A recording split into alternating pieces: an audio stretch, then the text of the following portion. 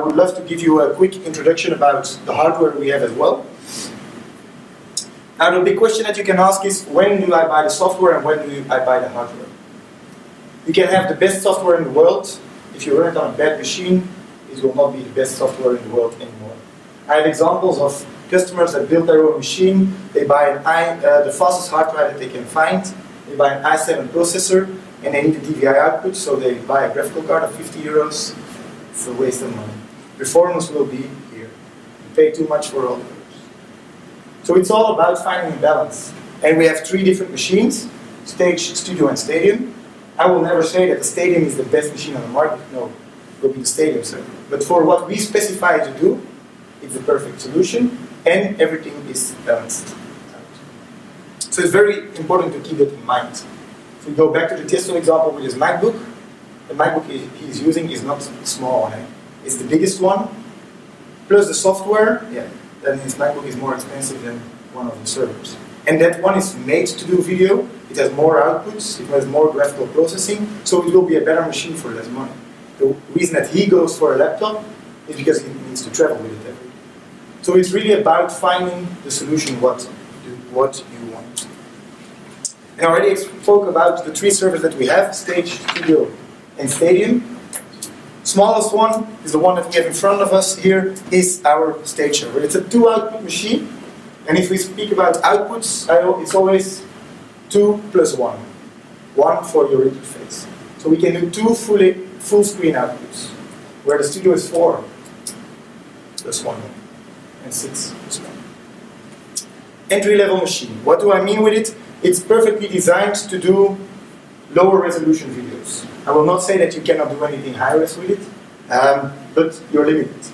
The reason that we tested it a lot is, and you will see in the backpacks that you got, there is some brochures, how many layers we can run in Full HD and in HD. We can guarantee you that we will run that amount of layers in those resolutions. But, for example, fixed installations or LED walls, where you don't need the high resolution processing, it's a very good solution.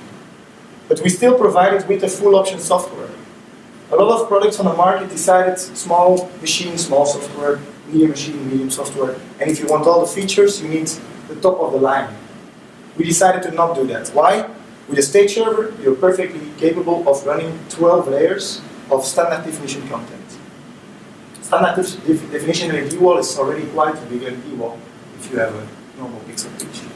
And we want to allow you to do video mapping with it. We want to allow you to say, I have my LED wall, I want to break it up in banners, or I want to place all my LED tiles randomly, for example. To do that stuff in an easy and efficient way, you need to video mapping. So, small machine, full software. We also decided that we don't want to oversell you anything. I can put a $2,000 input card with 2 live cameras inside this box, but maybe you'll never use a live camera, and you need DVI instead of SDI, so you have to buy a converter and everything. Because of that, this machine comes without any inputs. They're on request.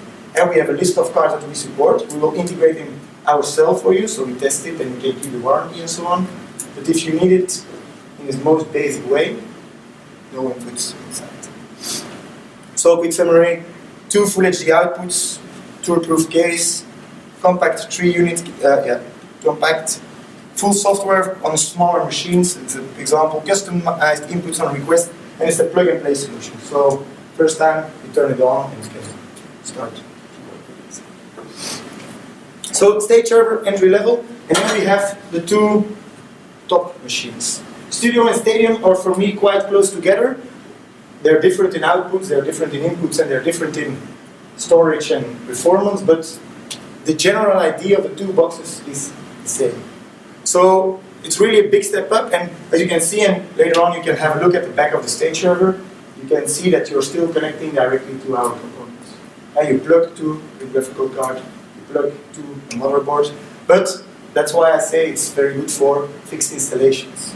And you are free to make your own backplate for your rack-mounted case, so that you only have to plug in. On our more professional machines, we did all of that stuff for you. A graphical card, for example, designed to plug DVI cables, it's tested to be plugged 200 times. If it's a graphical card of $5,000 or $4,000, You don't want it to break after 200 times per plug. In this case, the only thing that will break is a small extension cable that's going from the backplate to the graphical card, and everything is protected much better. I've been touring myself, I know how it goes. The first time the machine comes out of the box, it's a server. The moment it's in a flight case, it's something that's been thrown around from all sides to the room. That's how it goes. So we really spent a lot of time in making it a very strong, rough machine that can really handle a lot of stuff. It's with customized brackets inside to hold everything into place and so on. We tested it a lot and we spent a lot of time on the design. And the backplates and the professional connectors is something that helps us a lot. Also, we have our customized front with a touchscreen. Touchscreen for easy and efficient controls. The words I will use the most in the next 4 hours will be easy and fast, because it's very important. But we can decide to take all the magical numbers that there are on the machine, put them together and push them on the screen. Nobody will look at the screen anymore, you will not know what the numbers are. So we decided to not do that. We decided to keep it basic. What do you need to do? You need to change the IP address for control from your ArkNet and mainnet. We have 2 network cards inside, so you can say I use one for a mainnet, one for pixel mapping output. Changing the IP address from the front. Just type it in, done. If you want to do it in Windows, I counted it, 11 clicks that you need before anything happens. But also EDID management. Everybody is familiar with EDID management? So that's an example that I have from the previous relation with API NVIDIA. We do it on the cards, from our touchscreen. And not with magic numbers of entering resolutions and frequencies. No, we just say lock or unlock. 90% of the time, that's more than enough. You have your setup, you plug your screens, and you lock it. And you're safe for the rest of the show. If you want to force them, of course, it's possible inside the software and so on. But for most of the shows, the fact that you can lock it is enough. And you skip the fact of having to buy external DVI parrots that you connect and disconnect to the machine, and you need a USB hub to power them, and so on. No. We do it on the graphical card, so it's all safe. Of course, there is going a lot of development inside to do that, but that's stuff that you get as soon as you buy our servers. So, studio server, 4+1 output machine, balanced audio, out, audio in, or timecode in, is also, we have USB, we have power in and power through, and in this case we have our full option studio server.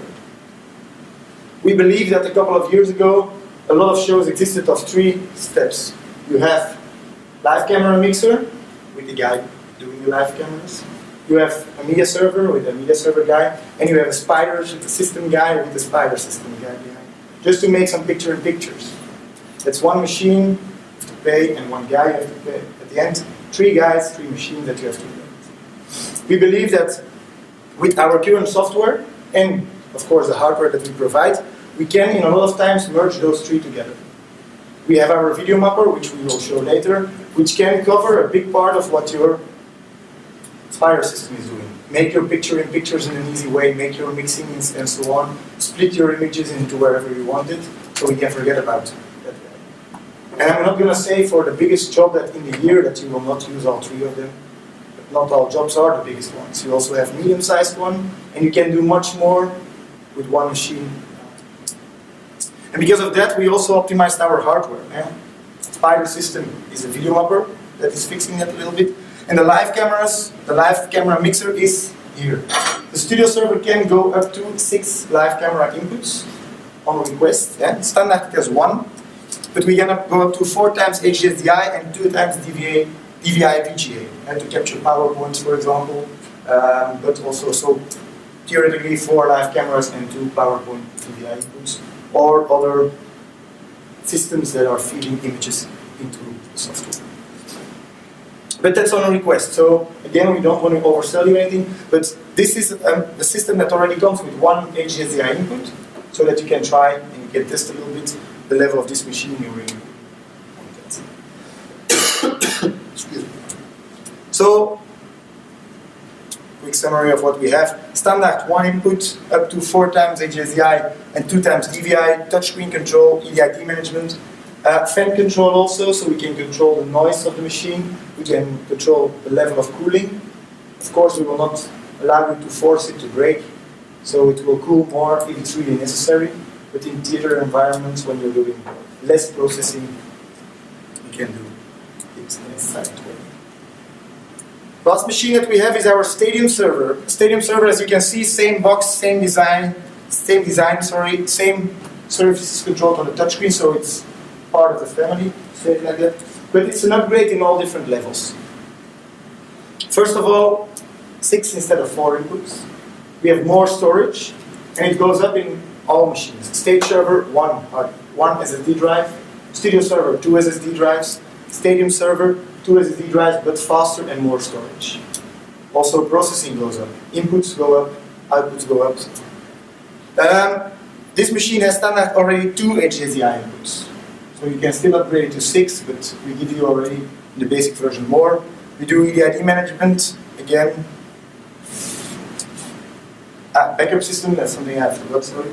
And every machine, also the stage servers, have from us a backup system inside. It's an image on an external memory, so not related to the hard drive, but you can always go back to factory defaults, or your defaults if you change them, of course. Which means if the hard drive breaks, or you use a machine as a rental solution, every time it comes in, you just say restore, everything's clean. All the settings that they changed, all the stuff that they tried to install is, again, removed from the system. Very efficient, it's a manual together with it, how to do it in 4 steps. So it helps us a lot also support-wise. If we get some calls, hey, we did something and we don't know what to do, no problem. Restore the backup image, and 99% of the time, people are good to go. Protection-wise, I'm not sure if everybody here that's used the software uses version 4 already. Version 4, we have now an deactivation system for the software. So you can activate one machine, deactivate it, put it on another one. But we also have a dongle system now. So we have a small, very tiny USB dongle that we can move from every machine around. For our servers, that dongle is inside the box. It's glued inside, so it cannot be stolen. It's always there. And it comes with an account. So every server has an account that can be used to upgrade it. So we can upgrade the dongle inside very easily, so that it's more flexible in the future to upgrade, where upgrading servers, in the past was a little bit more difficult. So we're really covered